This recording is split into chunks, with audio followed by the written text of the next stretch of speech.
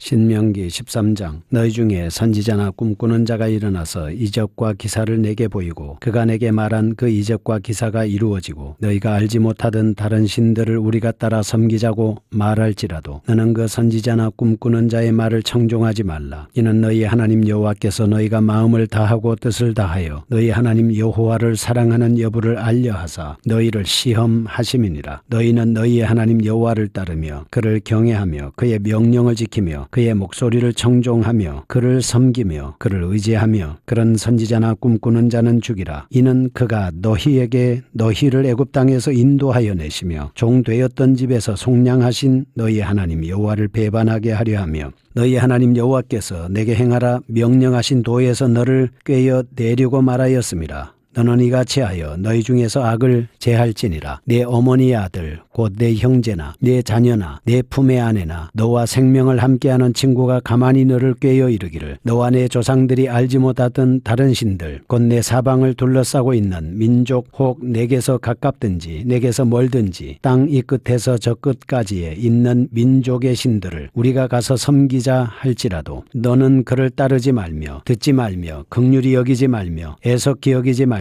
덮어 숨기지 말고 너는 용서 없이 그를 죽이되 죽일 때에 내가 먼저 그에게 손을 대고 후에 뭇 백성이 손을 대라. 그는 애굽 땅 종되었던 집에서 너를 인도하여 내신 네 하나님 여호와께서 너를 꿰어 떠나게 하려 한 자이니 너는 돌로 쳐 죽이라. 그리하면 온 이스라엘이 듣고 두려워하여 이 같은 악을 다시는 너희 중에서 행하지 못하리라. 내 하나님 여호와께서 내게 주어 거주하게 하시는 한 성읍에 대하여 내게 소문이 들리기를 너희 가운데에서 어떤 불량배가 일어나서 그 성읍 주민을 유혹하여 이르기를 너희가 알지 못하던 다른 신들을 우리가 가서 섬기자 한다 하거든. 너는 자세히 묻고 살펴보아서 이런 가증한 일이 너희 가운데 있다는 것이 확실한 사실로 드러나면 너는 마땅히 그 성읍 주민을 칼날로 죽이고 그 성읍과 그 가운데 거주하는 모든 것과 그 가축을 칼날로 진멸하고 또 그 속에서 빼앗아 차지한 물건을 다 거리에 모아놓고 그 성읍과 그 탈취물 전부를 불살라. 내 하나님 여호와께 드릴지니 그 성읍은 영구히 폐허가 되어 다시는 건축되지 아니할 것이라. 너는 이 진멸할 물건을 조금도 내 손에 대지 말라. 그리하면 여호와께서 너의 진노를 그치시고 너를 긍휼히 여기시고 자비를 더하사 내 조상들에게 맹세하심같이 너를 번성하게 하실 것이라. 네가 만일 내 하나님 여호와의 말씀을 듣고 오늘 내가 내게 명하는 그 모든 명령을 지켜 네 하나님 여호와의 목전에서 정직하게 행하면 이같이 되리라. 아멘. 신명기 13장입니다. 제 13장 앞장에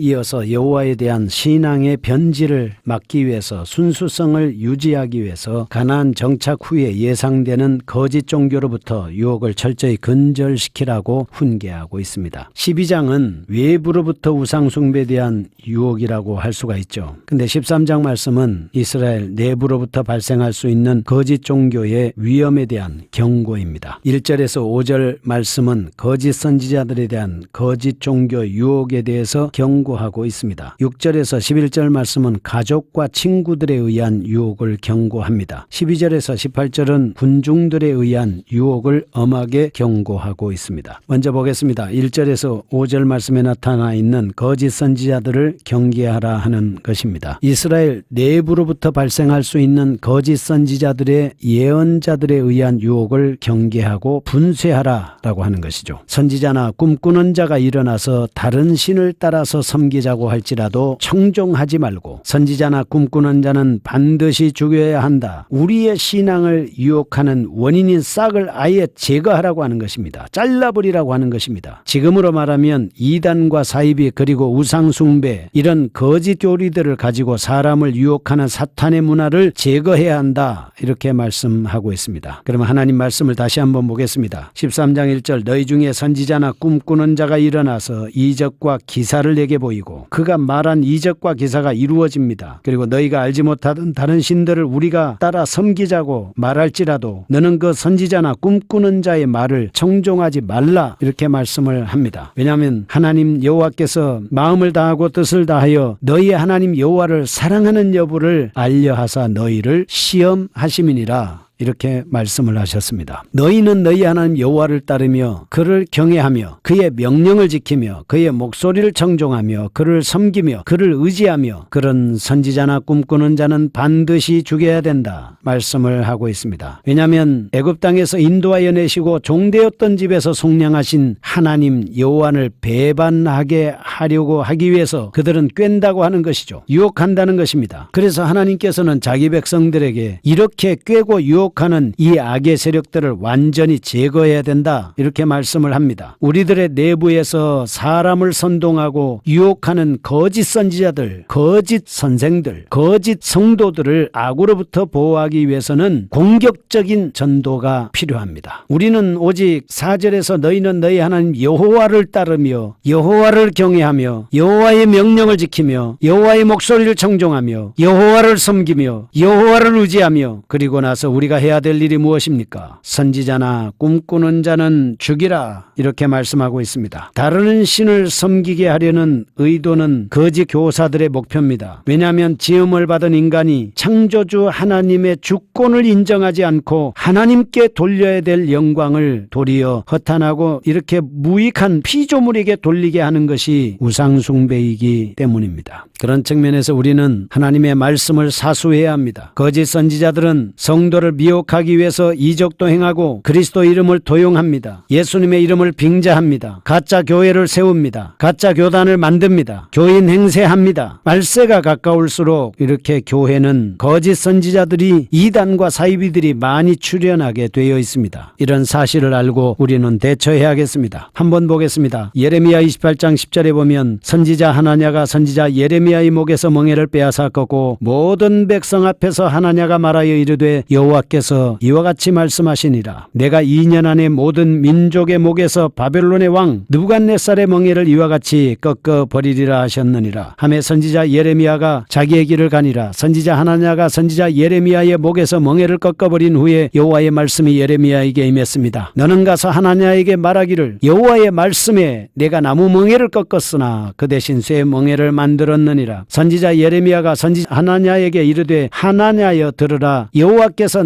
너를 보내지 아니하셨거늘 내가 이 백성에게 거짓을 믿게 하는도다. 선지자 하나냐가 그의 7째 달에 죽었다. 이렇게 말씀을 하고 있습니다. 거짓을 믿게 하는 거짓 선지자였습니다. 마태복음 24장 11절에 보면 거짓 선지자가 많이 일어났습니다. 사람을 미혹합니다. 거짓 그리스도들과 거짓 선지자들이 일어나서 큰 표적과 기사를 보여 할 수만 있으면 택하신 자들을 미혹하리라 했습니다. 우리의 신앙과 우리 교회를 수호하기 위해서 우리는 늘 깨어서 기도해야 합니다. 하나님의 말씀으로 무장해야 합니다. 영적으로도 분별하고 쉬지 않는 기도를 통해서 성경 통독을 통해서 하나님께 속했는지 마귀에게 속했는지를 우리는 분명히 구분해야 합니다. 오직 하나님께만 영광을 돌려야 된다라고 하는 것입니다. 그 다음에 6절에서 11절 우상 숭배를 정죄하라 라고 말씀하고 있습니다. 로마서 1장 23절에 보면 썩어지지 아니하는 하나님의 영광을 썩어질 사람과 새와 짐승과 기어다니는 동물 모양의 우상으로 바꾸었습니다. 그러므로 하나님께서 그들을 그 마음의 정욕대로 더러움에 내버려 두셨습니다. 그들의 몸을 서로 욕되게 했습니다. 이는 그들이 하나님의 진리를 거짓 것으로 바꾸어 피조물을 조물주보다 더 경배하고 섬겼습니다. 주는 곧 영원히 찬송할 이시로다. 아멘 말씀했습니다. 하나님께 영광을 돌려야 됩니다. 근데 사람들이 만들어 놓은 피조물에게 경배합니다. 하나님께서 진노할 수밖에 없는 것입니다. 그러므로 거짓 선지자들이나 예언자들에 대한 경고에 이어서 비록 피를 나눈 형제라 할지라도 신앙을 저버리고 다른 우상을 섬기도록 유도할 경우에는 단호히 조처하라고 경고하고 있습니다. 6절입니다. 거짓 신앙으로 인도하는 유혹자는 의외로 우리 주변에 가까운 곳에 많이 존재하고 있음을 상기시켜주고 8절에서 10절 말씀은 과감하게 공정한 재판 절차를 거쳐서 악을 척결하라 명령합니다. 11절에는 이스라엘은 순수한 신앙을 보존할 수 있다고 확신시켜 주십니다. 이런 말씀을 한번 구체적으로 살펴보겠습니다. 13장 6절 내 어머니 아들 곧 내 형제나 내 자녀나 내 품의 아내나 너와 생명을 함께하는 친구가 가만히 너를 꾀어 이르기를 너와 내 조상들이 알지 못하던 다른 신들 곧 내 사방을 둘러싸고 있는 민족 혹 내게서 가깝든지 내게서 멀든지 땅 이 끝에서 저 끝까지에 있는 민족의 신들을 우리가 가서 섬기자 할지라도 너는 그를 따르지 말며